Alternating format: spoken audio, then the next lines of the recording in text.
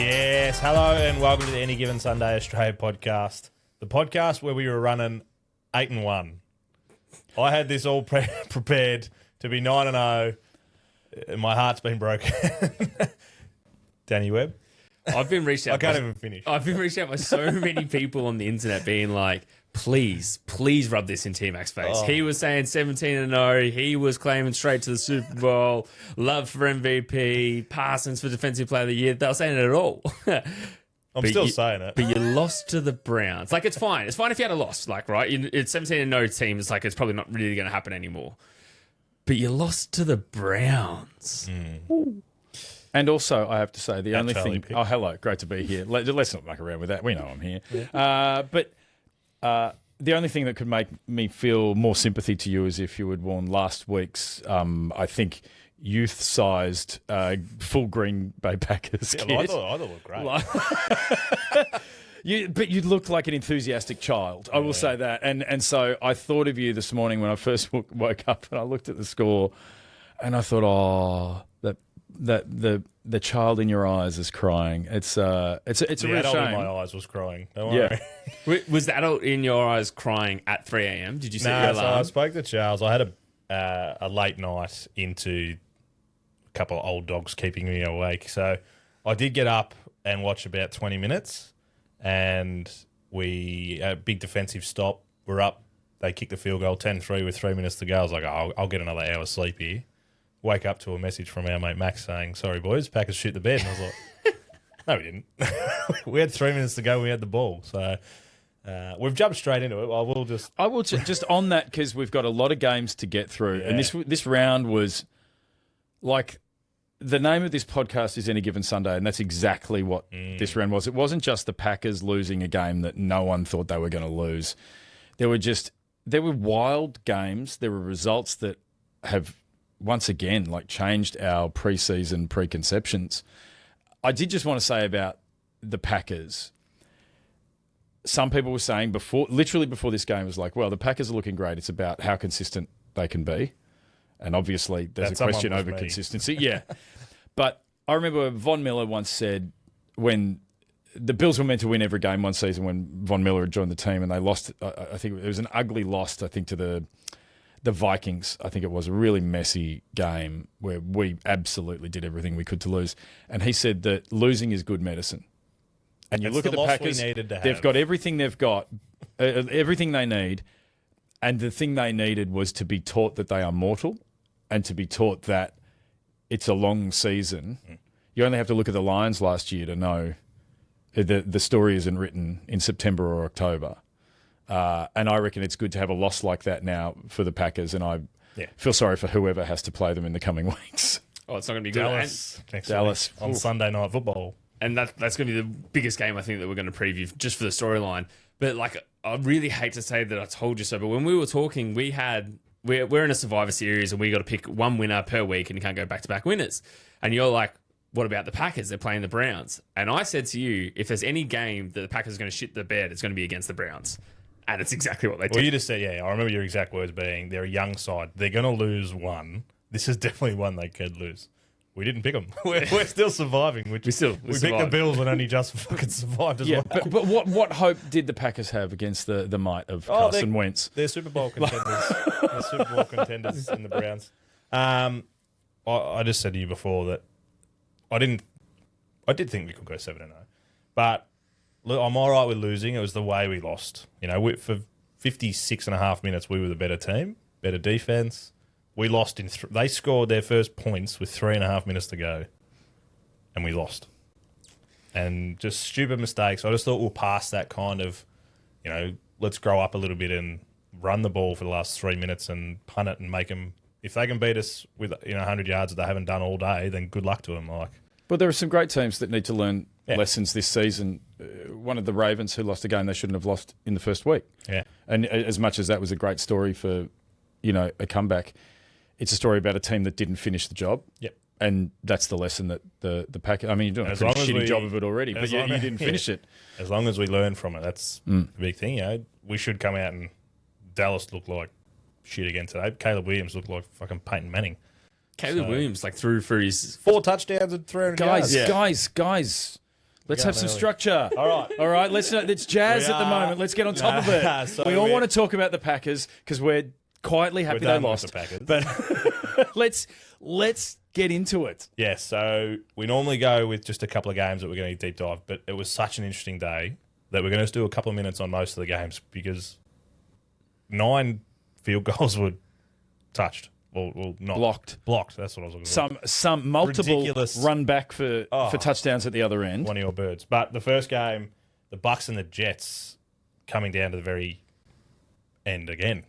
Baker Mayfield, 3rd win in a row on a final drive, which is absolutely insane. Like, and this is why we had him as our smoky pick for MVP. Because if he's going to get in these tight games and still manage to pull him out, yes, it was a tight game against the Jets with a backup QB, but that's not the point. He was in a tight game, he had a final drive and had the opportunity to win, and he made sure his team did. And like, to me, that makes you the most valuable player. If you can get out on a field and it's a tight game and you can walk away with a W, what more do you want from your QB? Nothing. It's a W's a W. So And one other positive, I think there's positives here for the Jets. You know, they were in not with their starting quarterback. I Fields is rate injured. Tyrod Taylor. Tyrod Taylor he can play the guitar. The Bucks, they were a team talked about in the offseason as being like a genuine contender, and they are top to bottom a really solid team all over the field. So for the Jets, they showed tenacity. They showed some fight that they haven't really showed up with in previous weeks. I would say that there were a lot of positives to take out of this for Aaron Glenn and for that team who might get some self-belief out of this. They're still 0-3, but they're not a story whose season is over, in as much as there's still things for them to achieve and they can still grow and come out of this season with positivity for the new regime there. They definitely don't look like an 0-3 team, and the way Aaron Glenn was so like animated on the sideline and excited when things were going on, like he believes in this team, and they were close. Like, they were close to beating the Bucks, which are a really good team and a team that's going to be competitive for the rest of the year. So it really does show a lot of positives for the Jets. They look like a much better 0-3 team than some of the other 0-3 teams, which I'm sure we'll get to. And still no Godwin, which I think is huge. So when they get him back, even better. There's a few of those teams around that like they're faring quite well, and Missing still. the cavalry is on the way. Niners just over the Cardinals, and realistically should have lost. Cardinals should have won this one.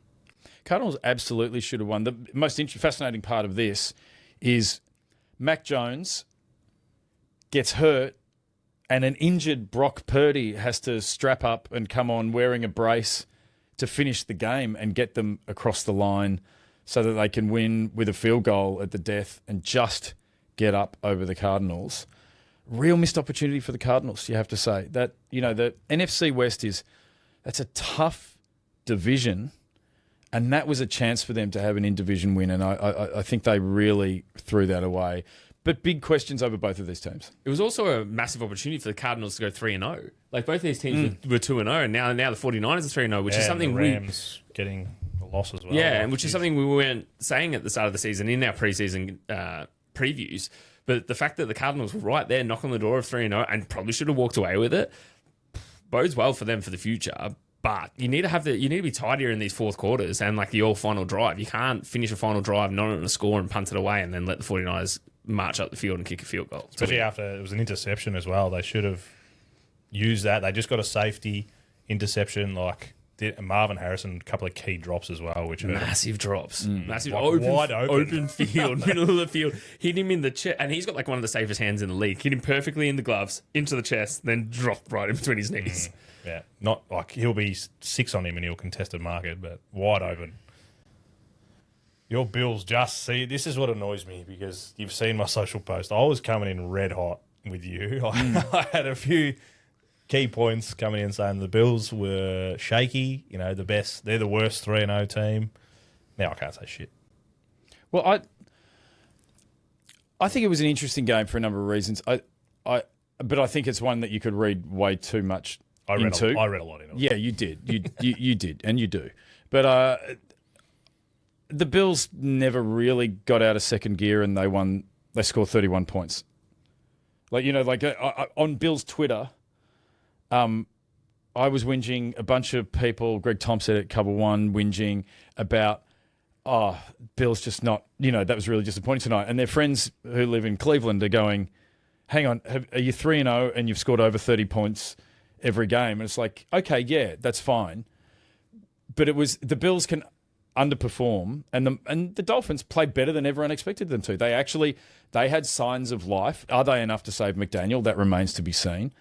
They had signs of life. Tua made some great plays. Their defense showed up in a way that it hasn't previously this season. I think that's absolutely true. It's not enough for them to not be at the bottom of the division. And the Bills, they'd walk out going, oh, we need to do better than that. But they never got out of second gear and they were never stressed. We really got to, I say it every time, a divisional game is different. Yeah, it makes such a major difference. But also the cornerbacks that were going out there were like the 5th and 6th and 7th people from the street, like level of string. And yet they were almost stopping the Bills in a lot of points. And I think it was pretty close for a lot of that game up until right to the end. But exactly what you're saying, Tyler, like the Bills never got out of second gear, which... Like, I get that you can get past the Dolphins in that, but like if you go into other teams with that sort of like mentality, it's definitely not going to be like, to me, they didn't look as impressive as they had in the previous 2 weeks. Yeah, I think that's absolutely true to say. One thing I will say is when you guys were asking me to predict what would happen in the game, the one thing I said is that we love intercepting Tua Tagovailoa, and that was in essence the final nail in the coffin. It finished the game, and it was. Possibly Tua didn't Tua missed, he absolutely missed linebacker Terrell Bernard, but it was a great play. It was a great interception, just read the play, took the ball, ran away with it. I think Mike McDaniel, everyone is rightfully talking about whether he is the right head coach for that team. I think the bigger question in Miami is how long they persist with Tua, who is simply not good enough to win. That's just the truth of it. He is not good enough to take the Dolphins to the playoffs, I think, ever, and he's not good enough to go all the way. And if you're the Dolphins, you have to be honest about that. Yeah, they're going to be looking. They're going to be looking at next year's draft though, because otherwise they're back up Zach Wilson. Like that's not necessarily the answer either. So you got to hold on for the rest of this year with Tua, then look towards the draft, and then even then like. You probably want your first round, if you get him in the first round draft pick as a QB, to maybe sit behind him for a little bit, but he's not necessarily the best person to learn off. I think they're going to be a high draft pick, though. They are definitely going to be a high draft pick. Or low numbers, I should say. And two other quick things to say about this. This is obviously too deep a dive, but what the hell? Every game's interesting this week. Number one on that topic is this the current Dolphins regime picking a quarterback for the next coach? Which is the common theme. The common theme. And if that's the case, what you have to say about the McDaniels offense, which was terrifying for about 4 weeks a couple of seasons ago, when it was so fast, and he has sold out for speed. It's like he took the Shanahan offense and he goes, I'm going to just do it the fastest that there ever is. And if anyone is too slow, I just replace him with someone faster. It doesn't have what you need behind it, which is a really strong running game and physicality. There's no physicality in these Dolphins at all. And the league's cottoned onto it. They know what he's trying to do. Oh, you're going to be fast. Okay, we're going to get Tua off rhythm. It's not that hard to do. And as soon as he's off rhythm, the whole thing falls apart and it's not there. Or getting his head. And the Bills are absolutely in his head over the years. We've just intercepted him and taken the game from him too many times, and he's waiting for it to happen. The other thing I'll say, the whispers have already started, and it's the trade that is absolutely out there and has to happen, is Tyreek Hill back to the Chiefs. And I've had Tyreek Hill everywhere. Yeah. Everywhere but Miami. Who needs Tyreek Hill more than the Kansas City Chiefs, who, unless I'm mistaken, won 2 Super Bowls with Tyreek Hill, won 13 seconds with Tyreek Hill. Some of the greatest plays I've ever seen in a Super Bowl were Mahomes to Hill. And he knows the scheme. He's great. The only reason the Chiefs got rid of him is because they had to pay Mahomes too much money. Now, they had this bloke who was pretty good at the time called Travis Kelce. Yep. Well, that's not a problem anymore. Not quite as yeah.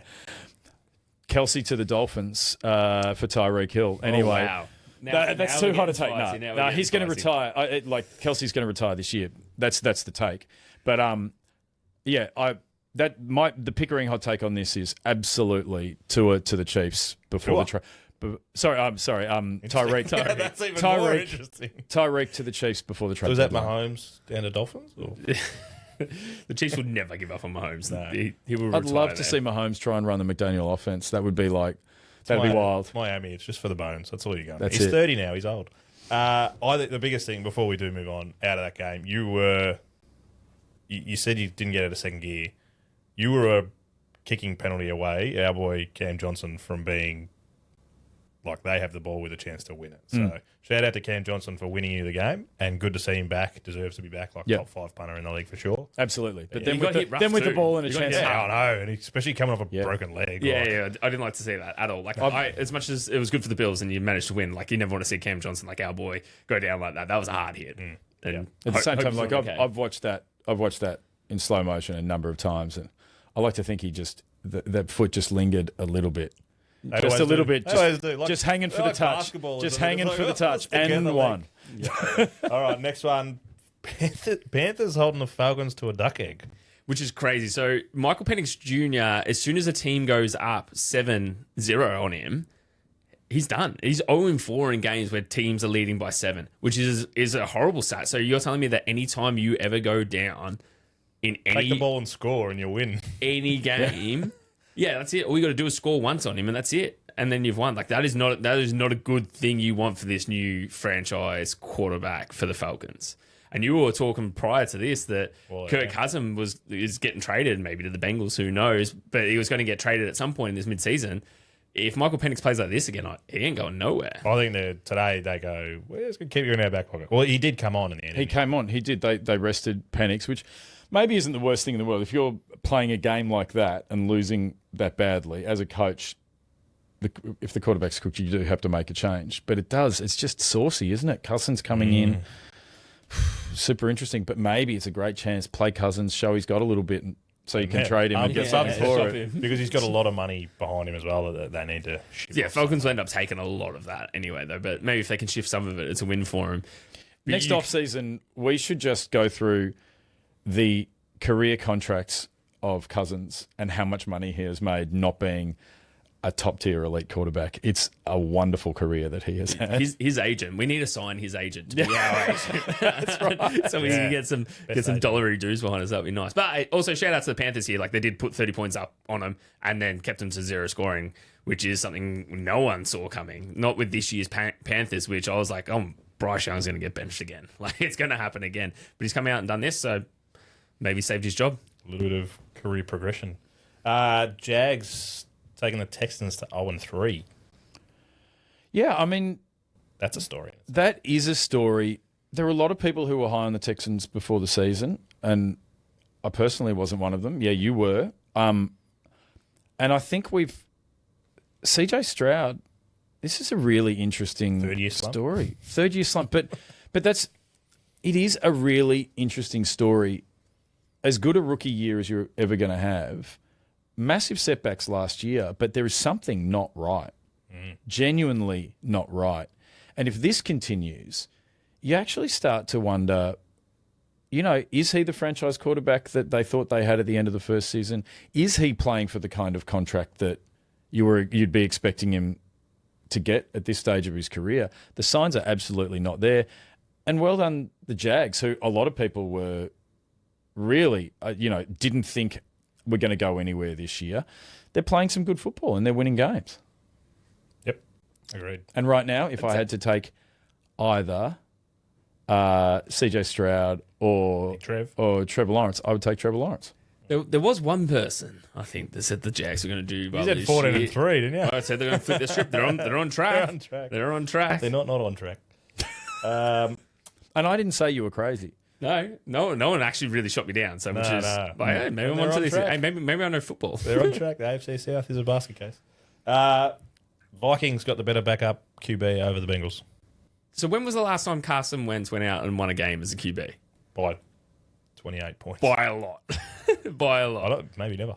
But yeah, mate, a huge shout out as well to the Vikings defense. They had they scored 2 touchdowns. I think for a single player for the first time, Isaiah Rodgers. So the first time in Vikings history that's happened. So 14 of those points wasn't Carson Wentz. PFF, which is Pro Football Focus, they must do ratings for everyone. I've never really been across it, but he got a 99 point something, which is the highest for a cornerback ever. Which is insane. So, like, huge defensive game for this, and then it just begs more questions about the Bengals. Yeah, I think you put a line through the Bengals. I mean, you have to put a line through the Bengals at this stage. But like we say, what's their plan from here with that? They've been here too many times before, where their season is over early because of Joe Burrow being injured.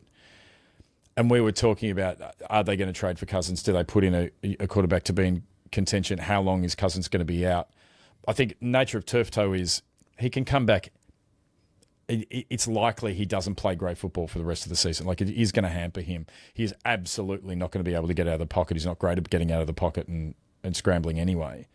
He takes way too many sacks as it is. Now, less mobile. And the Bengals, like, they're at this stage, put a line through them, but what's their plan for the rest of the season? Have they just accepted it's all over now? Are they They wouldn't. They're 2-1, but I think but what's your escape plan? Yeah, outside looking in, we're going, Browning's not going to get you. If you can't beat a backup QB for the Vikings, like, he's not going to get them to the playoffs. But Carson Wentz almost went out there and played better than JJ McCarthy. Well, that's another question. Like that, like, If again the Bengals, if he comes out and does it again next week, you're going, maybe JJ sits again.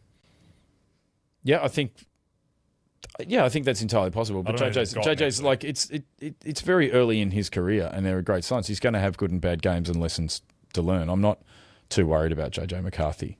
No, but at the same time, if you want to win games, well, Carson Wentz is out there, but he's throwing 48 every week. How do you bench him? Yeah.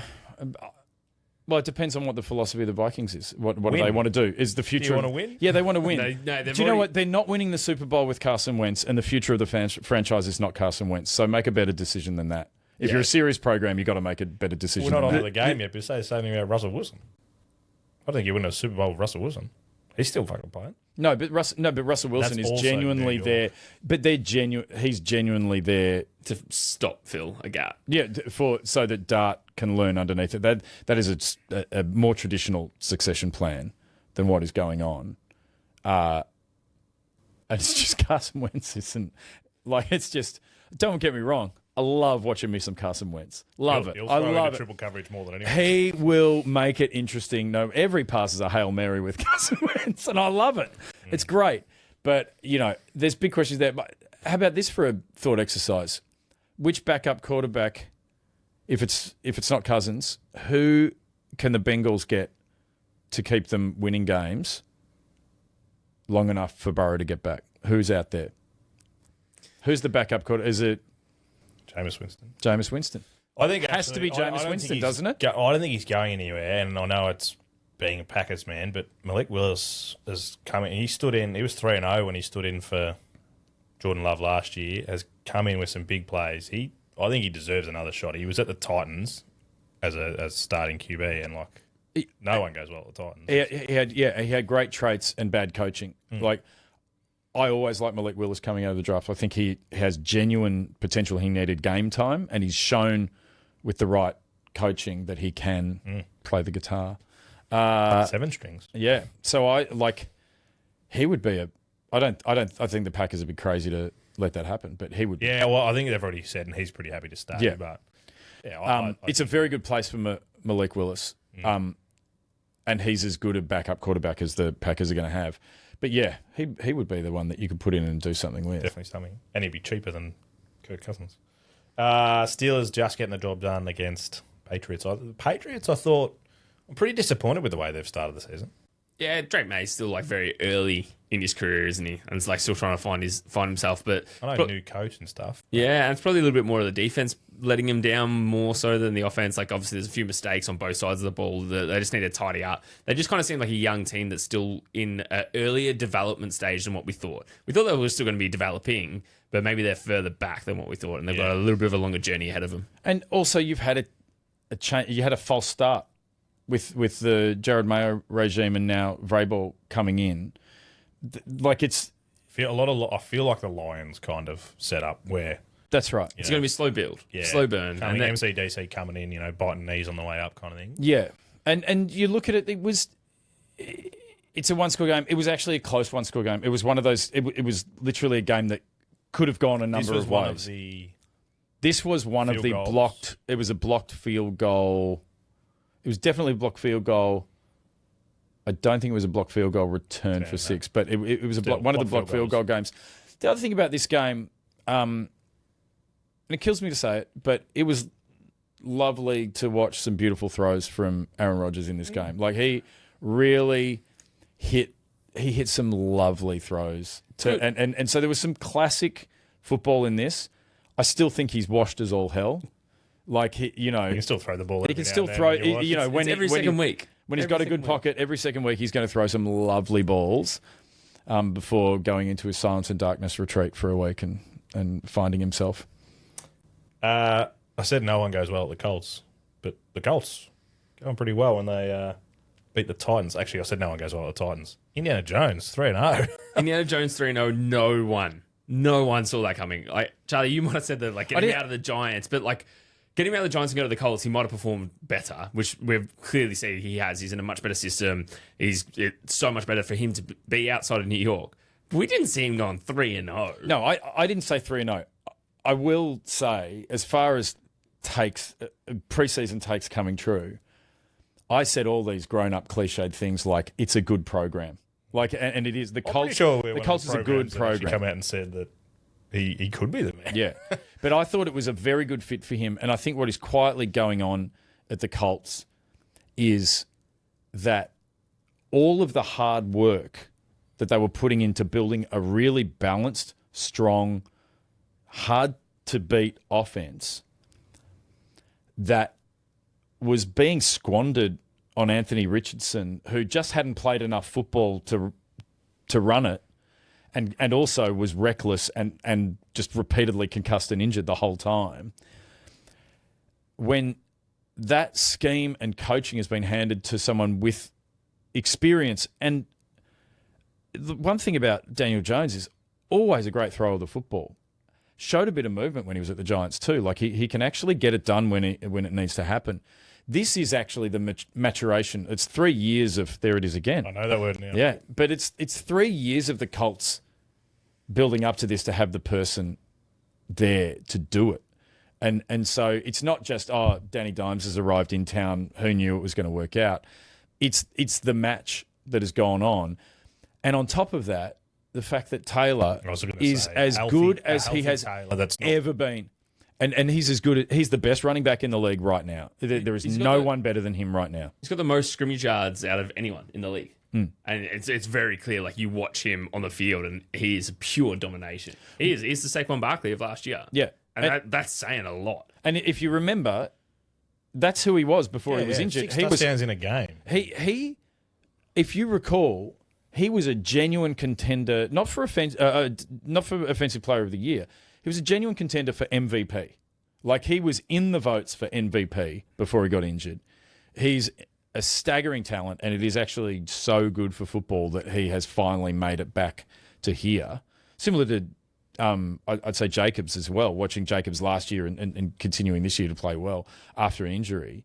It's just so good to see a running back that actually can make it back from that injury and play like that. It's genuinely good news, and well done to all the surgeons out there making it happen. I think also he's playing at that level, but they don't.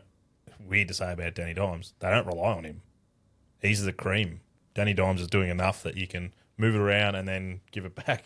That's right. Taylor can do his thing. It's a balanced offense. Where in the past it's been Taylor or nothing. That's right. And there's a few teams that are truly balanced in their offense, and this is one of them. And they are the teams that are going to be around at the end of the season, because the thing that it does, and I'm going to sound like Bill Belichick here, is that's what complementary football is. It's like, and it's situational football. You can dial up and dial down because you know the different parts of the engine are working, and they've got it.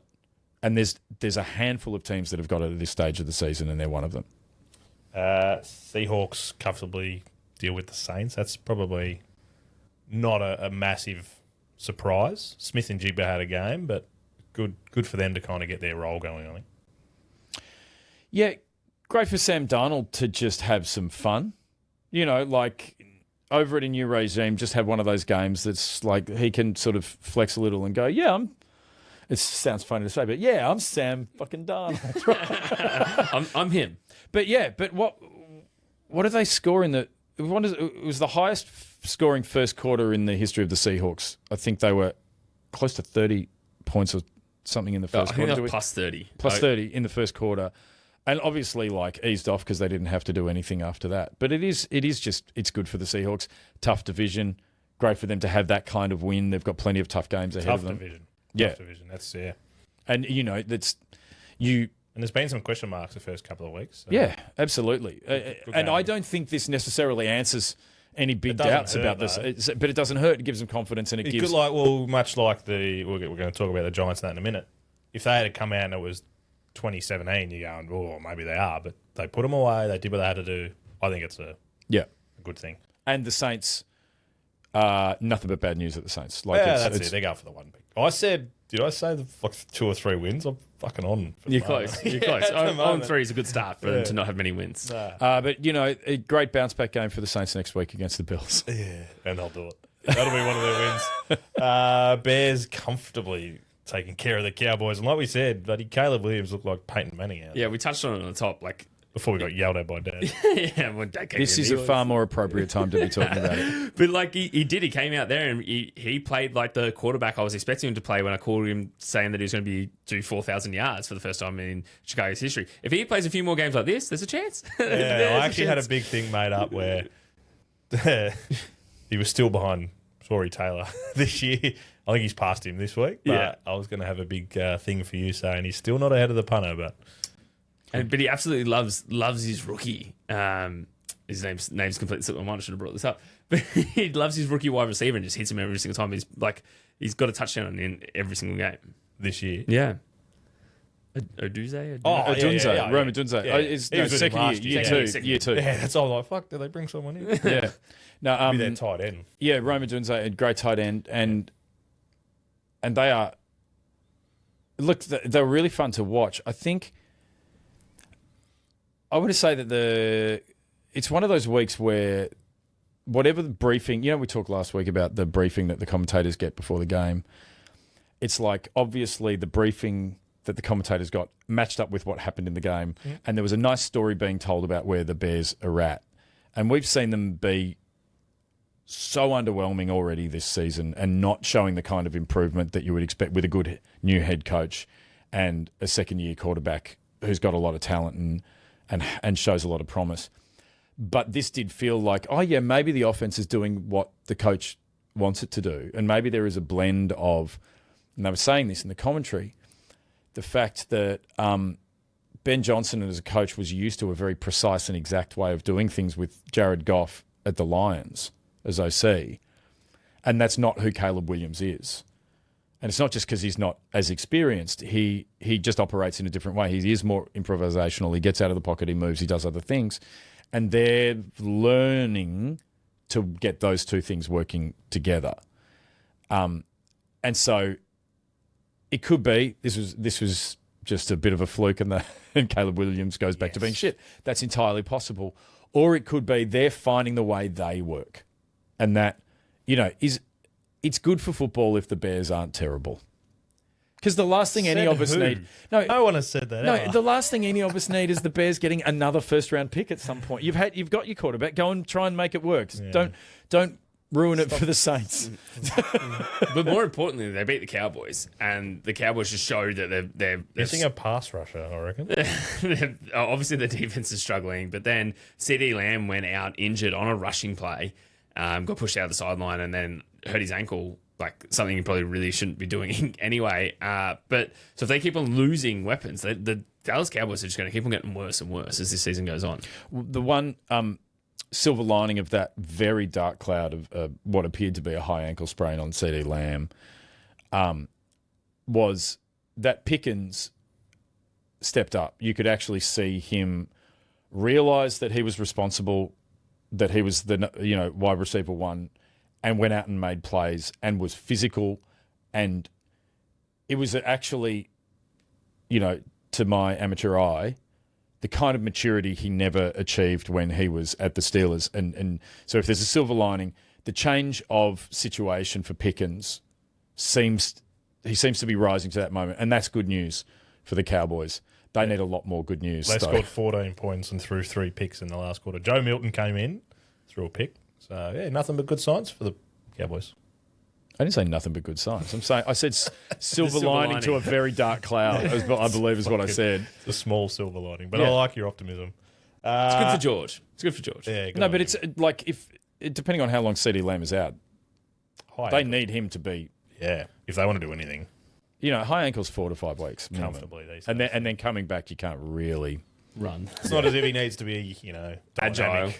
stuff like that. You're going to run him out maybe of the backfield. maybe stop giving him quite so many run plays. Oh, Like they just get him on nothing worse than having a wide receiver that you paid 160 million or whatever it was, and then hurt him on a running play. Yeah, and they're long. Just they're run plays that are just too long. Like he's knackered. It's not all right. Eagles getting the job done very late against the Rams. This was a really, really hard game to watch as an Eagles fan. So the Rams came out. Sorry, the Eagles scored on the very first drive, and then after that, the Rams just came out and absolutely dominated. So, like, Eagles defense couldn't really stop them. They did stop them a couple of times when they got into the red zone. They had to settle for field goals, but at one point it was 26-7. So, like, to the Rams, and then for the Eagles only had like 34 offensive yards in the first half, and they were playing this really weird conservative game of football. I know we got a new play caller. And it's always going to take time. We've noticed that in the first 2 games. We're like, okay, the Eagles are getting it done, but it's ugly football. Like, it's not nice to watch. And for whatever reason, something at halftime, maybe Nick Sirianni spoke to the OC and like, we need to go back to playing Eagles football. And then they started airing it out to A.J. Brown, which then pushed the defense, so he created a gap. So then Saquon Barkley could actually go in and do his job. Devontae Smith was catching some, like, really tightly contested passes. And I was like, this is Eagles football. This is how they should have been playing for the whole... How you won a Super Bowl. That's how we won a Super Bowl, is because that's what we do. Unfortunately, the right tackle, Lane Johnson, went off in the first quarter, and that had a lot to do with it. Hurts got sacked a bunch of times because they had their second string right tackle, and they ended up going with the third string. And once the third string was in there, it all kind of like settled back down again. But it was just a really, really bumpy start. More importantly to all of this, and probably the biggest storyline of this game, was that on the Rams' second last drive, which would have put them up, the Eagles blocked a field goal. Jalen Carter jumped up there and blocked it with his bicep. That's how high he jumped. He blocked it with his bicep. It was amazing to watch. It was insane. And this is Jalen Carter, like, making up for his week 1 debacle of spitting on Dak Prescott. So he came back out. The celebration spit would have been massive. Would have been great. Well, he got a flag on the celebration because he taunted. We'll talk about this on the pre. They're going too far. Yeah. We need some We'll come back to that. flair. Yeah, but anyway, so Jalen Carter's still getting in trouble. Eagles go back out, score again, but then had enough time on the clock for the Rams to have one final drive. And Stafford got hit a couple of times. He pulled up. You could see him flinching. His back looked really sore. But Calling for the epidural. Yeah. No time. He needs to bring him on. But anyway, so the Rams get up there. They're in field goal range once again. And they block it again. But block it and then run it the whole way for 6. Davis reached his arm up there, blocked it. It fumbled. The kicker kind of jumped out the way, which is weird, rather than jumping on the ball. And then Davis... He's not an Australian, mate. Yeah, then Davis picked it up and ran the whole field. And apparently he clocked 18.75 miles an hour. And this bloke is big boy. 325 pounds. It made me... When I saw that he hit that speed, I wondered... like if the field was actually on an angle, like if he'd picked up momentum because it was downhill, because that was wild for him to go that fast. It was like he would have been on the oxygen after that. There's no way he 100%. Yeah. It would be The link's not that high, which is good. Yeah. Doesn't need it anymore. Yeah.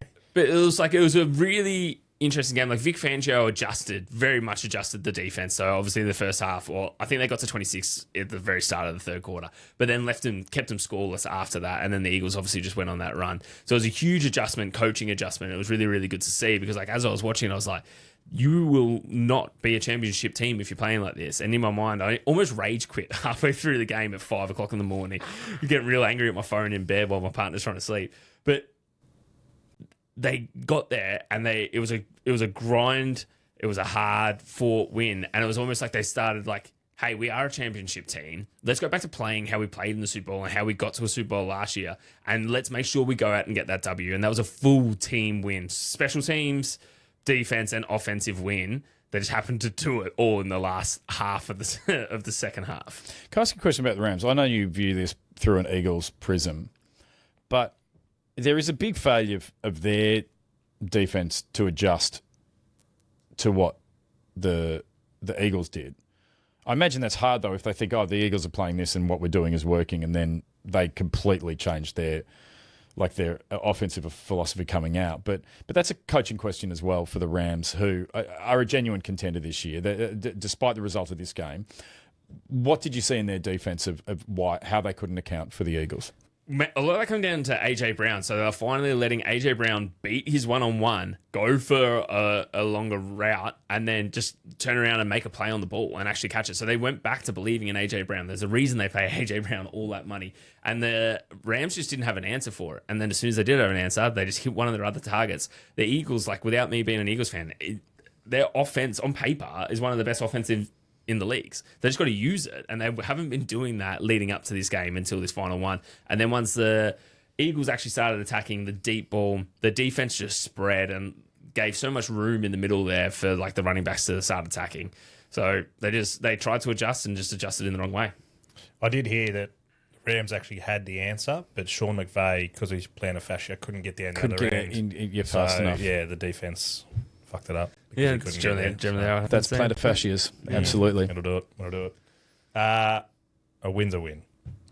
I was actually happy with the win in the end because, they fought so hard to get back and actually get over the line. I was like, finally, you're showing me some hope for this season. You're not just falling over the line and getting wins. I know you played the Chiefs and it was hard fought, but you look like the Eagles of last year, and that's what I want to see on offense and defense. I think win's a win is a great way of looking at this because there's still a lot more positives out of that win, though. Yeah, but to be 3-0, and there's only a handful of 3-0 teams, and it's shaping up to be a year where every win, I know every win always counts, but winning games like this are really going to mean something later in the season. Every week. September is still September, but it's going to make a difference in December when you're fighting for those 2-3 spots. One spot. In a league where there are 4-5 teams that have already shown that they are good enough to go all the way, things like seeding, home ground, all of that is really going to have an impact this year. There's a glut at the top of the league at the moment, and also the nearly dynasty Chiefs, and we're about to get to them in a little bit. They're creating that space up there that everyone's allowed to believe. Everyone's allowed to believe at the top of the league. And so wins like this are really going to make a difference. Speaking of wins that'll make a difference, or you can't lose to the Browns in that kind of situation. Wins that make a difference. Chargers getting the job done against the Broncos. Such a roller coaster game. Chargers up 10. Broncos put on 17. Chargers come back. They level it up. Finish off strong, obviously, with, I think this was another blocked field goal game, wasn't it? Another blocked field goal game, heartbreaker for the Broncos.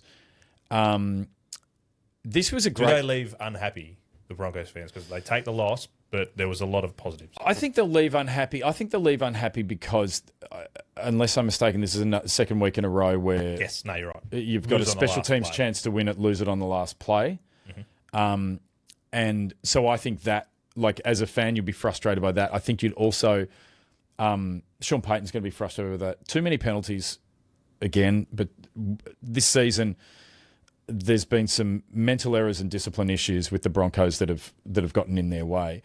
The good sign for the Broncos here is Bo Nix did not start well, and then he put it on his shoulders and he went and made a difference. He when the passing game wasn't working, he took the ball and ran and made some tough first downs, got through some contact to get there, and that actually started to open up the passing game. And Cortland Sutton. Huge receptions to Cortland Sutton. Mims, who I've got in fantasy, he's a great receiver, often gets overlooked. Some great passes to Mims. And that was starting to really happen. And one thing I like about the way that Sean Payton coaches, and one thing I enjoy about watching the Broncos, is even when they're under pressure and it's close, they are happy to air it out and go for big plays with big impact to try and win the game. And I like that about them. I like the fact that they've got the confidence in Bo Nix to go for a 50-yard touchdown when it's a tight game, rather than tightening up and getting conservative. They go out to win it rather than not lose it. And there's great signs there for the Broncos. Chargers are the real deal. And I think you see it in games like this where they're not flying, they're challenged, and they manage to find a way. And that's really what happened. They had to change their offensive plan. Najee Harris went out with what is almost certainly a snapped Achilles. Not confirmed, but you could see it. The Achilles hitting the hamstring at one point, I think. Yeah, it was very much. It was straight away. Like Herbert turned around to hand off to him, and he was already on the ground. Like Herbert had to figure out what to do at that point. It got pretty ugly. Really bad news for them because Najee Harris is such a big part of that offense and has been running really well for them, and that is part of the Jim Harbaugh plan. Marion Hampton did step up and played a good game. Did. And as we said early in the season, he is a great running back. They're a great one too. It's going to be interesting to see how they build that running room now because that's Harris done. There's absolutely like I'll be like absolutely eat my own head if it turns out that he's back by the end of the season. There's no way. But the Chargers, they're a serious football team, and they did a really good job. And Herbert played the kind of game that you want an elite quarterback to play in a tough game. He took what the defense was giving him. He was hitting short. He was checking it down when he had to. He was making bigger plays when they had to. He did a really good job, and he did it without breaking any ribs. He did it without any insane interceptions because he felt he had to do everything and the rest of the team wasn't there.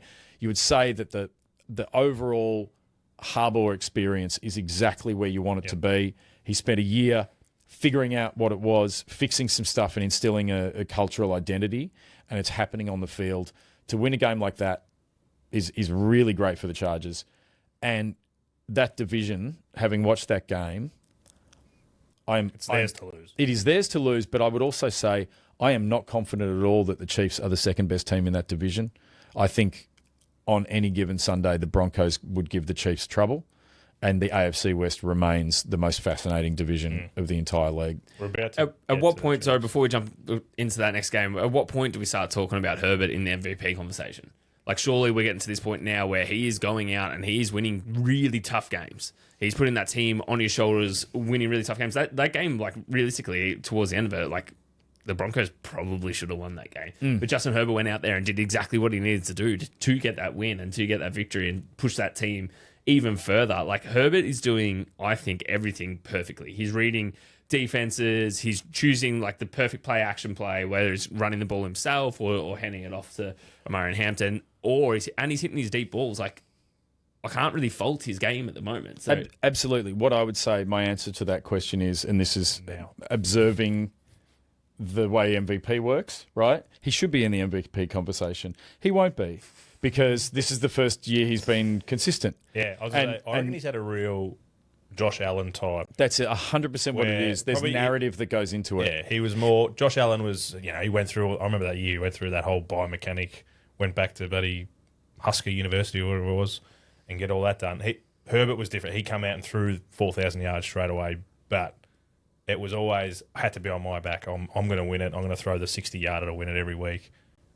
And then Shane, last year was very run heavy, and I feel like this year he's coming back to being that. I think he's 300 pass yards each game, but smart football, taking what they'll give him, doesn't have to be on his shoulders, but in that way, it is on his shoulders, and he takes control of it. So that's why I feel like it's stupid to say, but like a coming out year for him. It is a coming out year. It's a year that he will change perceptions, and I would say, so MVP would happen next year for him in the same way that Lamar Jackson wasn't smart enough. Everyone, when he was first QBing, they didn't like his decision making. They said, well, he's really just a running back. He can't throw the ball, and he's trying to be Michael Vick, but he can't throw it like Michael Vick. And it took Lamar years to change that perception to the point where he won a couple of MVPs. And it's dumb. The whole MVP thing, the fact that we're talking about it now makes me physically sick, but also the conversation around it and the type of people that vote for it. Like, some of them know ball and some of them are just loudmouth breakfast TV hosts. who tell everyone that they're voting on them. Like, shut up. Yeah. Like, so what I would say is we should be talking about Herbert, but we won't be because he hasn't changed the perception of everyone. And do you know what? Sadly, not enough people around the league voting for MVP watch the amount of football that we do. Speaking of, last game, Chiefs just getting the job done against the Giants. 22-9, I don't think really shows what kind of game it was. I still, Chiefs winning by, 13, 14 points.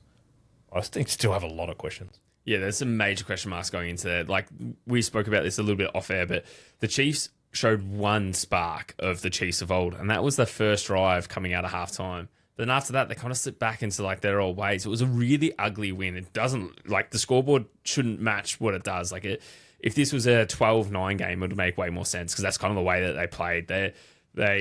Their offense isn't firing. They need another wide receiver weapon. They probably need Tyreek Hill to come back. There's just not enough. But just on that as well with the Giants, I spoke last week about Russell Wilson coming out his 2013 time machine. He obviously broke it after one use because he is straight back to the Russell Wilson of We old. said he's going to go back to the 2021 Broncos. Yeah, and he did. He was nowhere. Like, couldn't hit any target. I think he hit Malik Neighbors maybe twice, but Wasn't even getting any. They double teamed him. It was pretty much a Bill Belichick make them play left-handed and their own Take weapon. away their best weapon. It was clear that Steve Spagnuolo, who I think remains the best scheming defensive coordinator in the league, he will tailor a plan that will drive you crazy. And he absolutely took Malik Neighbors away. And that was kind of... Malik Neighbors was what was making Russell Wilson look like the Russell Wilson of old. Anyone who has 170 yards, 2 touchdowns, makes anyone look good. Good signs for, I would say, the Giants' defense, though. Their front has some real talent. Like, the draft picks are good. And they were giving Mahomes a lot of trouble. Like, they genuinely had him running around, having to evade, but also making mental errors, dropping the ball, flawed backwards passes that he'd forgotten and the ball is still live at that. But, you know, like, there were ways... Go back and make a tackle. That's right. He chased back and make a tackle at his own 10, 12-yard line. Which is big now at the end of the game. Like, they score there, it's a different story. That's exactly right. So, you know, ugly win by the Chiefs, and nothing about this says that they are back on track in any way. The one good sign for me in there is Tyquan Thornton, the wide receiver, who made some incredible catches. Another one that got overruled, you know, like. So the Chiefs are without Rashee Rice, who will be back, I think, another 2 weeks or 3 weeks he might be back.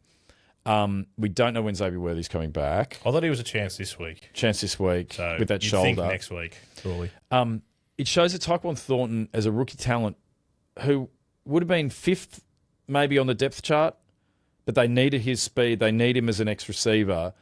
He's gotten game time and opportunities that he would not have got this season, and they actually know now that he's maybe a number 3 receiver, not a number 5 receiver. He was making plays, and it was actually one of the only parts of their game that had a rhythm, a connection that Mahomes that had any confidence with out there.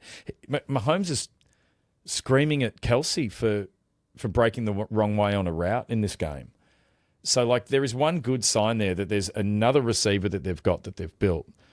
And once they add Tyreek back into this, I think maybe they can win some games. Tyreek or Tua, who was going down? Tyreek or Tua. Imagine Tua playing wide receiver. That'd be wild. He'd probably be better off. Andy Reid came out and also, like, coached well enough to get this job done, and they have gone to 1-2.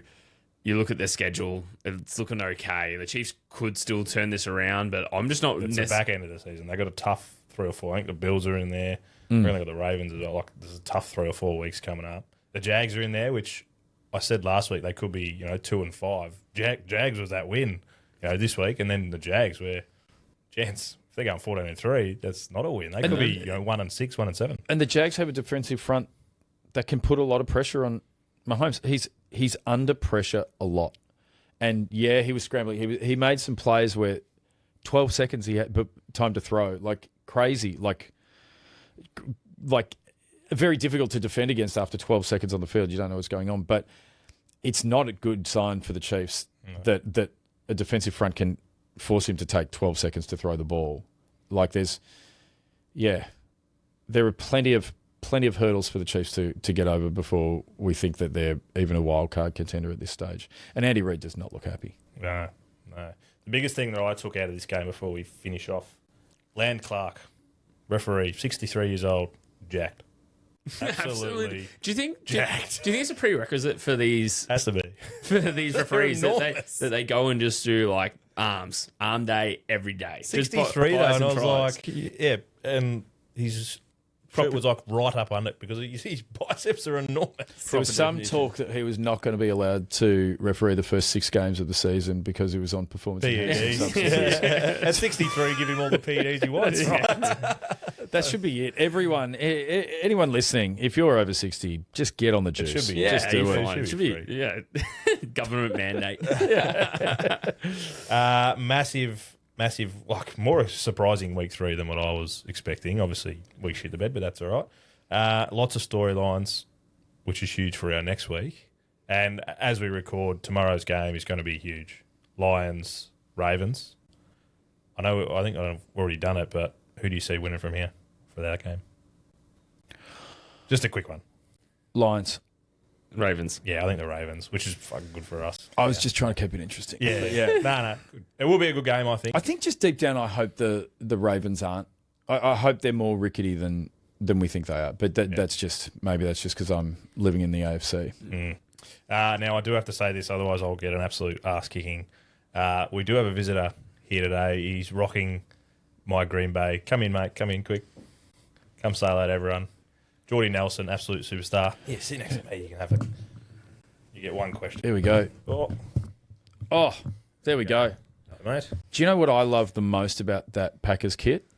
Is that you borrowed it off T-Mac. It's the same size. It's the same size. Move Looks good. Geordie Nelson, superstar. Yeah. How have you found the podcast? Was it exciting coming in? Yeah, I really loved it. And I love that my dad's on it because then I can just come into the studio and then just see all of you amazing people just doing this. I didn't even pay him to say that. That's amazing. incredible. What do This, you think this of kid knows his stuff. all the hard work we've done in this studio. All 3 of us have Yeah, done a lot of work. I think it's amazing how you did this. You spent so much effort doing this and...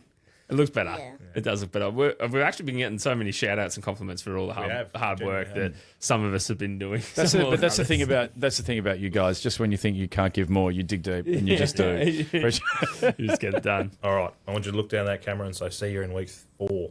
See you in week 4. Go Bills. Oh,